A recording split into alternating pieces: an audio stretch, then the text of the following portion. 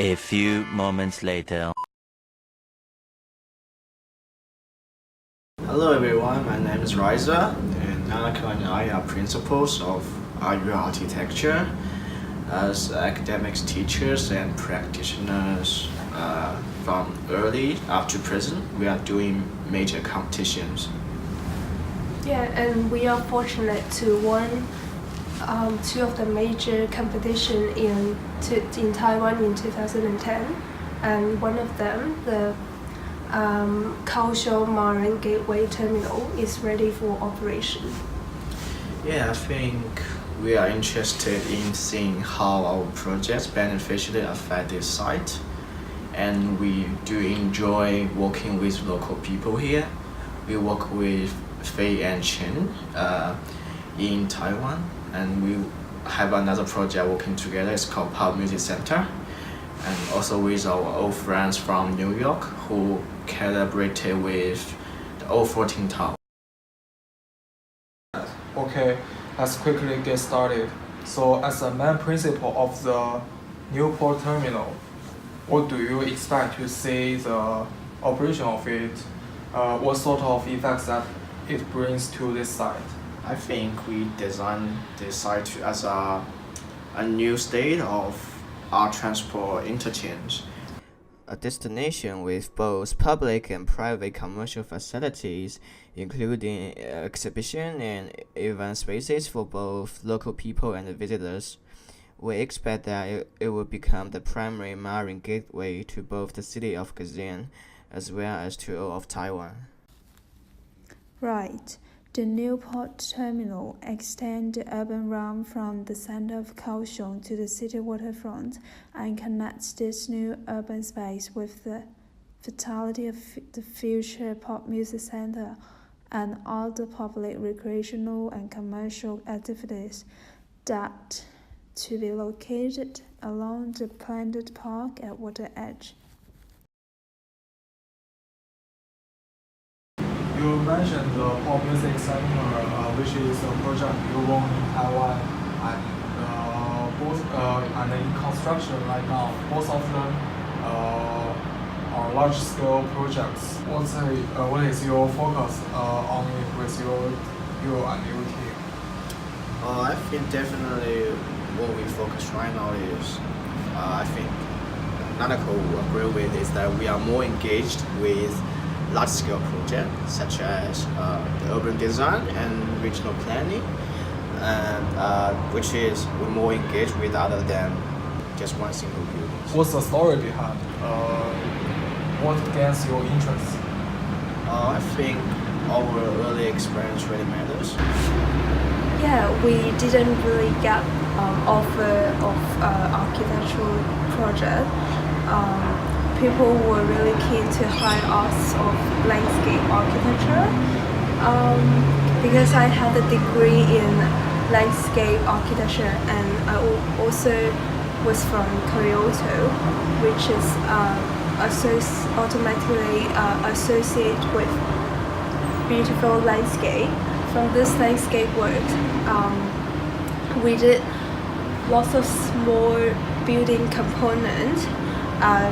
So to some extent, it made who we are today. I see, that's how you guys started. Landscape is a key word for you and the formula design series. Yeah, one of the key elements that from our own practice that we believe is that landscape and planning shouldn't be something separate from architecture.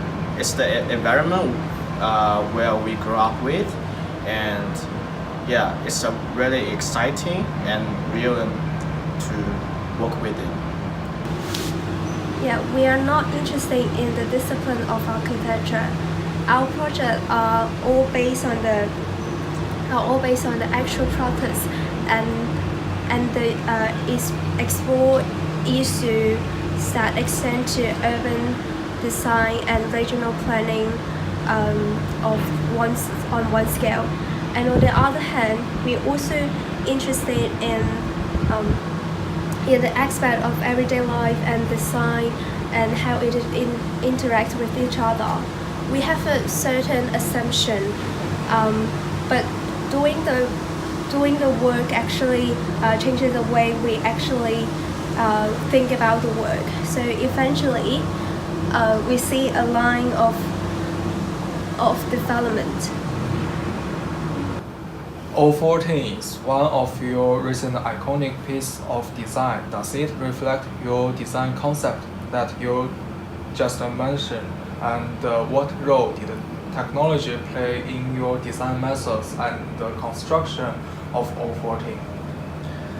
Well, I will first say that our office using computers for almost everything.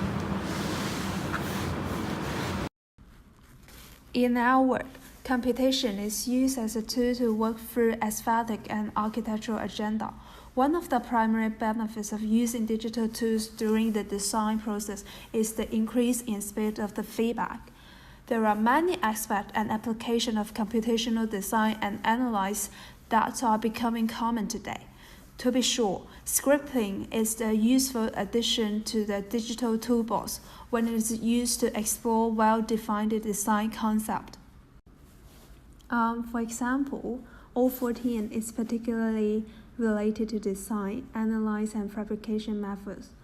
Modeling and analyzing the shell was one of the biggest challenges for us even in the whole building. The design began with a primarily aesthetic desire to see drifts of force flowing down the building.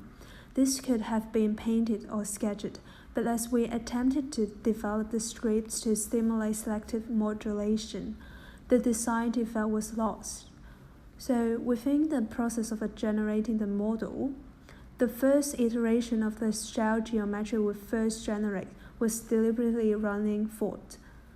Considering the issue of how to derive design through computation, it's a question of how one can elicit new sensibility through rule-based system.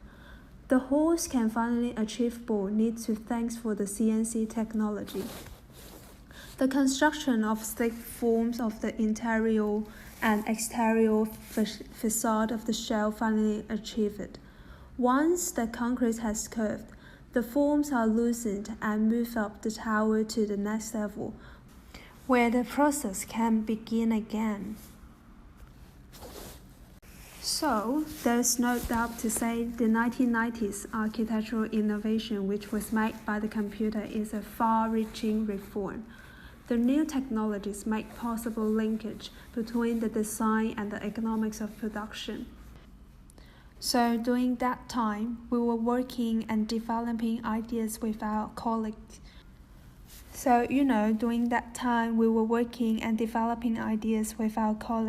Greg Lin, Bernard Cash, and Stan Allen at Columbia University about how to sophisticate computer technology in the form of CATIA.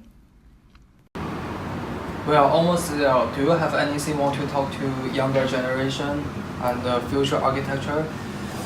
Well, one thing I realized from my previous work is that a deep-rooted notion will ruin any kind of innovation.